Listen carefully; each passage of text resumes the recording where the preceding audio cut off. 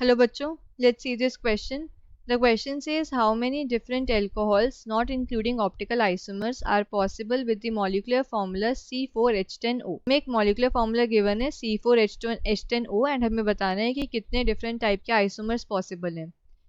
So the key concept of this question is key concept क्या है इस question का structural isomers.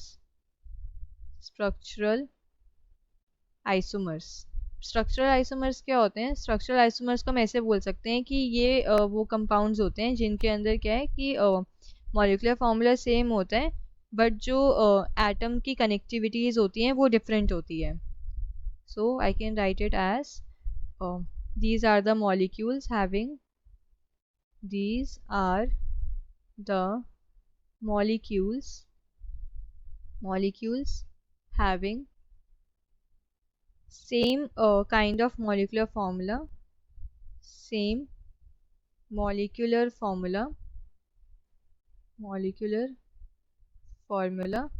but different connectivities of atom different connectivities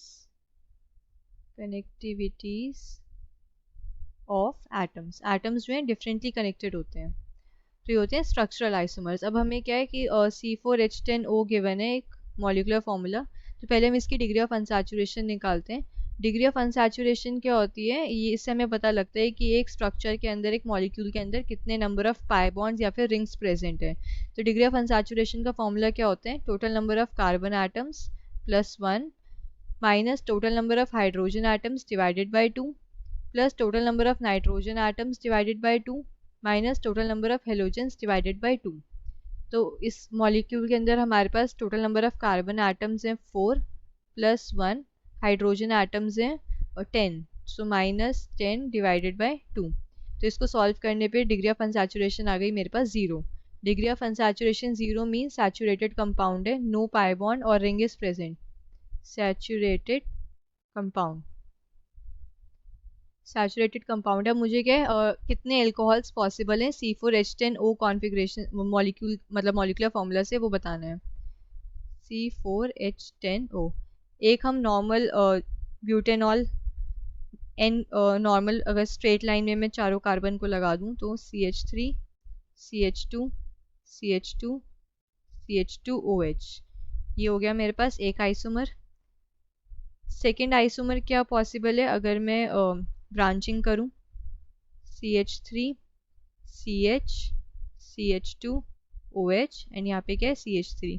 अगर मैंने branching कर दी ये दोनों हो गए 1 डिग्री एल्कोहल. 1 डिग्री एल्कोहल कौन से होते हैं? जिसमें जो कार्बन होता है OH एटम से डायरेक्टली अटैच्ड वो आगे सिर्फ एक कार्बन से अटैच्ड होता है. तो ये भी क्या है 1 डिग्री एल्कोहल और ये भी 1 डिग्री एल्कोहल. अब नेक्स्ट क्या हो सकता है कि अगर मैं 2 डिग्री एल्कोहल बनाऊं.